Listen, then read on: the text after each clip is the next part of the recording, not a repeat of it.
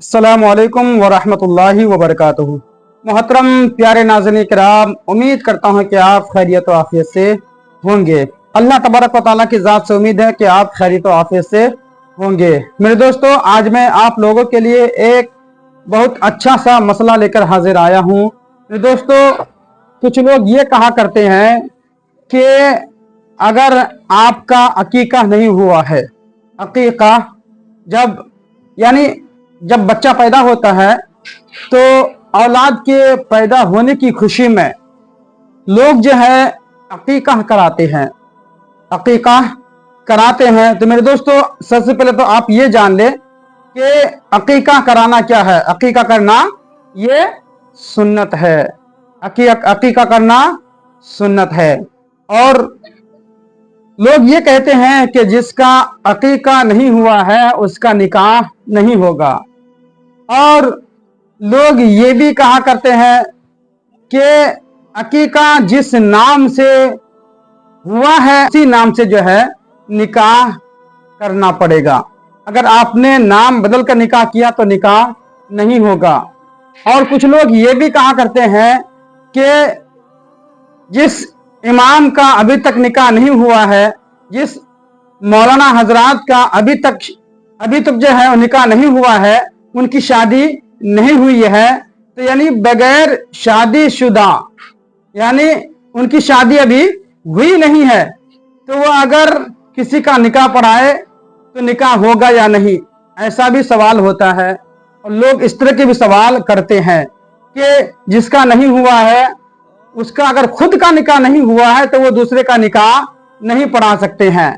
इस तरह की बातें अवाम में जो है चलती फिरती रहती है।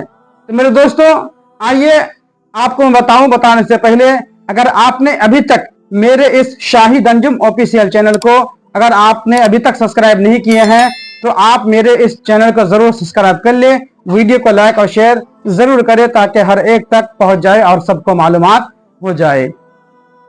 मेरे दोस्तों देखिए, निकाह के लिए अकीका का होना शर्त नहीं है।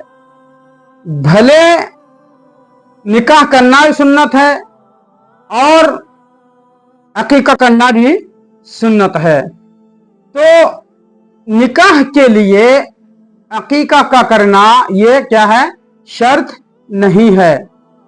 अगर किसी का एक अकीका हुआ है तो भी निकाह हो जाएगा, अगर किसी का अकीका नहीं हुआ है तो भी निकाह हो जाएगा, चाहे वो लड़का हो या लड़की हो।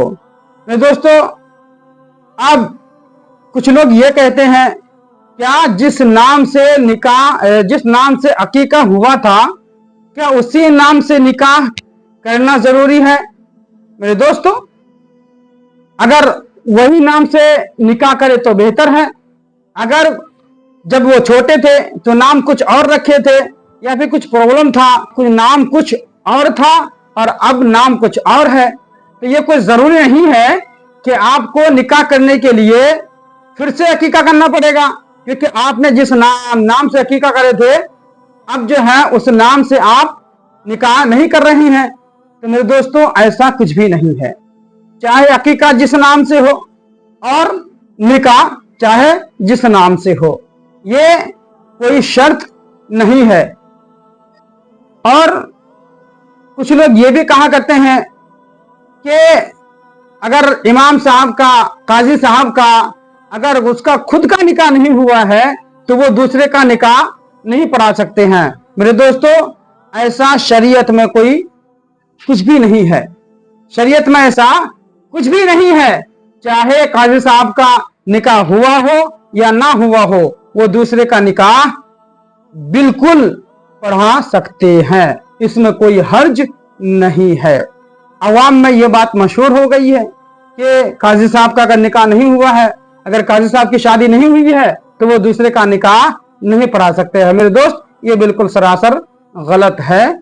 निकाह पढ़ा सकते हैं, चाहे काजी साहब की शादी हुई हो या नहीं हुई हो।